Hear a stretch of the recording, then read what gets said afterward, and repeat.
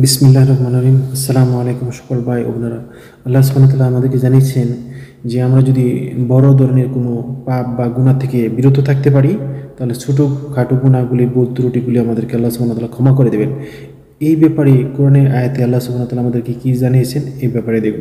প্রথমে যদি দেখি 4 নম্বর সূরা নিসা 31 নম্বর আয়াত আর 53 নম্বর সূরা নাজম 32 নম্বর আয়াতে আল্লাহ সুবহানাহু ওয়া তাআলা বলছেন, তোমরা যদি বড় কোনো বড় বড় গুনাহগুলির থেকে বেঁচে থাকতে পারো, তো ছোটোখাটো ভুল ত্রুটি বা ছোটো গুনাহ এগুলি আল্লাহ সুবহানাহু ওয়া তাআলা বলছেন আমি ক্ষমা করে দেবো।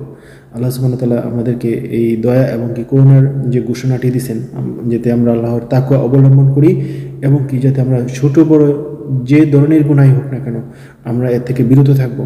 কারণ আমরা আমরা আল্লাহ সুবহানাহু ওয়া তাআলার তাকওয়া অবলম্বন করলে, পরকাল বিশ্বাসী হলে কখনোই আমরা ছোট বড় কোনো ধরনের গুনাহ করতে পারি না। আমরা যদি জান্নাতের আশা করি, আমরা যাতে সতর্ক থাকি, আমরা যাতে আমাদের ছোট বড় যে কোনো ধরনের গুনাহ থেকে আমরা বিরত থাকি। আল্লাহ আমাদেরকে সকলকে তৌফিক দান করুক। আমরা যদি দেখি 32 নম্বর সূরা সেজদা 21 নম্বর আয়াতে আল্লাহ সুবহানাহু ওয়া তাআলা বলছেন যে তোমাদের বড় শাস্তি দেওয়ার পূর্বেই ছোট শাস্তি দিয়া, তোমাদেরকে লঘু শাস্তি দিয়া তোমাদেরকে সংশোধন করা হয়, যাতে তোমরা সংশোধন হতে পারো। এই জন্যই আল্লাহ সুবহানাহু ওয়া তাআলা আমাদেরকে পানিশমেন্ট দেওয়ার আগেই, বড় পানিশমেন্ট দেওয়ার আগে ছোট পানিশমেন্ট দিয়ে আমাদেরকে সংশোধন করে যাতে পরকালমুখী হতে পারে, আল্লাহ আমাদেরকে সেই সুযোগটা করে দেন আমাদেরকে পরীক্ষার জন্য। আর আমরা যদি দেখি আমাদের যে কৃতকর্মের জন্যই, আমাদের জীবনের যে বেপরোয়া চলার কারণে কিন্তু আমাদের যে পাপ হয়, বা আমাদের কৃতকর্মের জন্যই আমাদের বিপদ আপদ আসে। আমরা যদি দেখি 42 নম্বর সূরা আশুরা 30 নম্বর আয়াতে আল্লাহ বলছেন যে তোমাদের বেপরোয়া চলার কারণেই, তোমাদের কৃতকর্মের জন্য, আল্লাহর অর্ডারের বিধানের বাইরে গিয়ে জীবনযাপন করার কারণে আমরা অনেক ধরনের অনৈতিক কাজে লিপ্ত হই। এটা আমাদের কৃতকর্মের ফল এবং কি আমাদের পানিশমেন্টের ফল, আমাদের বিপদ আপদ যে আসে।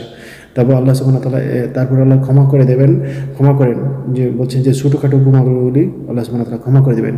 এরপরে আল্লাহ বলছেন 32 নম্বর সূরা সেজদা 21 নম্বর আয়াতে যে ছোটো পানিশমেন্ট দিয়ে আল্লাহ আগে প্রথম তাকে সংশোধন করার চেষ্টা করেন, নয়তো পরবর্তীতে বড় পানিশমেন্ট দেন।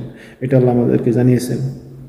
আমরা যদি দেখি 39 নম্বর সূরা জুম্মার 54 নম্বর আয়াত আর 55 নম্বর আয়াতে আল্লাহ সুবহানাহু ওয়া তাআলা বলছেন, وَأَنِيبُوا إِلَى رَبِّكُمْ وَأَسْلِمُوا لَهُ مِنْ قَبْلِ أَنْ يَأْتِيَكُمُ الْعَذَابُ ثُمَّ لَا تُنْصَرُونَ وَاتَّبِعُوا أَحْسَنَ مَا أُنْزِلَ إِلَيْكُمْ مِنْ رَبِّكُمْ মিন কাবলি ইয়াতিয়াকুমুল আযাবু বাগদাতা ওয়া আনতুম লা তাশউরুন।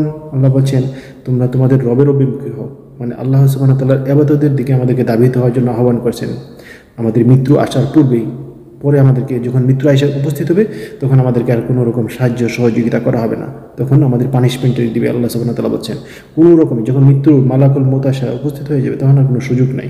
আল্লাহ সুবহানাহু ওয়া তাআলা আমাদেরকে আমাদের জীবিত থাকতে এবং কি সুস্থ থাকতে আল্লাহ সুবহানাহু ওয়া তাআলা আমাদেরকে অবগত করছেন, যাতে আমরা আল্লাহ সুবহানাহু ওয়া তাআলার তার অর্ডারের প্রতি অভিমুখী হই, আল্লাহর তাকওয়ার দিকে পথ অবলম্বন করি এবং কি আত্মসমর্পণ করি। আল্লাহ সুবহানাহু ওয়া তাআলা আমাদেরকে অগ্রিম অ্যাডভান্স মেসেজ দিয়ে দিচ্ছেন যাতে আমরা সংশোধন হই।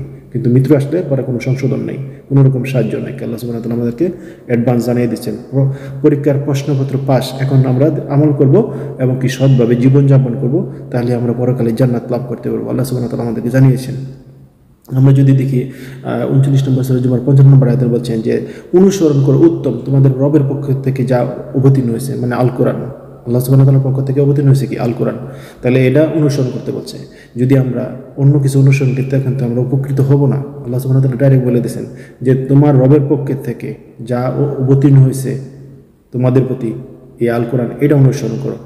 আর হঠাৎ তোমাদের উপর কখন আযাব আসবে তোমরা টেরই পাবো না, এর আগে তোমরা আত্মসমর্পণ করো, টেরই পাবো না।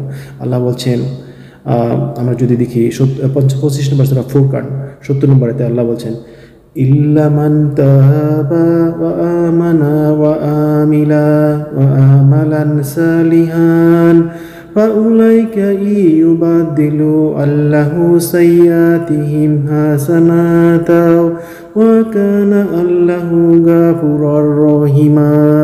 আল্লাহ সুবহানাহু ওয়া তাআলা বলছেন তোমরা তওবা করো, যে তওবা মানে আমরা যে কাজটা পাপ কাজে লিপ্ত হয়ে গেছি বা নিজের উপর জুলুম করেছি সেই কাজে আমরা কখনো আর লিপ্ত হব না, বা সেটার সাথে আমরা সম্পৃক্ত থেকে বঞ্চিত করবো, সেই কাজের ধারেও যাব না যেটা আমাদের অন্যায় হয়ে গেছে। আল্লাহ সুবহানাহু ওয়া তাআলা বলছেন এটার নাম হচ্ছে তওবা।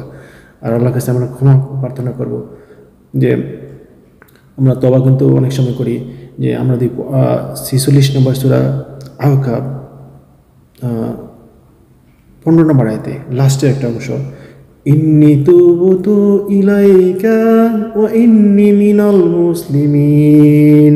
আমি বলছি, হে আমার পালনকর্তা, আমি আত্মসমর্পণ করলাম, তওবা করলাম, আপনি আমাকে এই পরকালে সৎকর্মশীল ব্যক্তিদের সাথে আমাকে অন্তর্ভুক্ত করুন, আমি তওবা করলাম, আমি ফিরে আসলাম। এটাই হচ্ছে তওবা। ইন্নী তুবতু ইলাইকা ওয়া ইন্নী মিনাল মুসলিমিন। 46 নম্বর সূরা আহকাব 15 নম্বরের লাস্টের অংশ।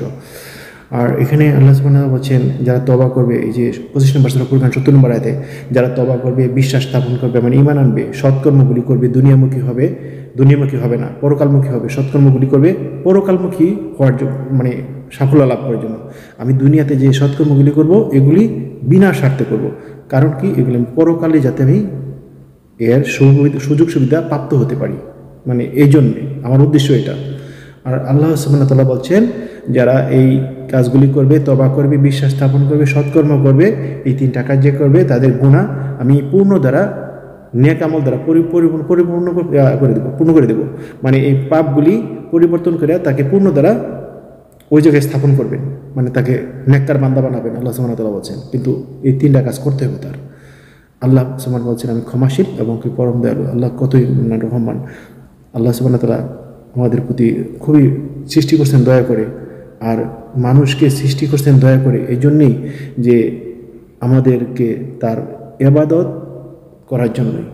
আল্লাহ বলছেন 51 নম্বর সূরা জারিয়াত 56 নম্বরেতে যে আমি মানুষ এবং কি জিনকে সৃষ্টি করছি একমাত্র আমার ইবাদত করার জন্যই, আমরা যাতে আল্লাহ সুবহানাহু ওয়া তাআলার সেই ইবাদত করে যাতে জান্নাত পেতে পারি। আল্লাহ আমাদেরকে সকলকে তৌফিক দান করুক। আসসালামু আলাইকুম ওয়া রাহমাতুল্লাহ।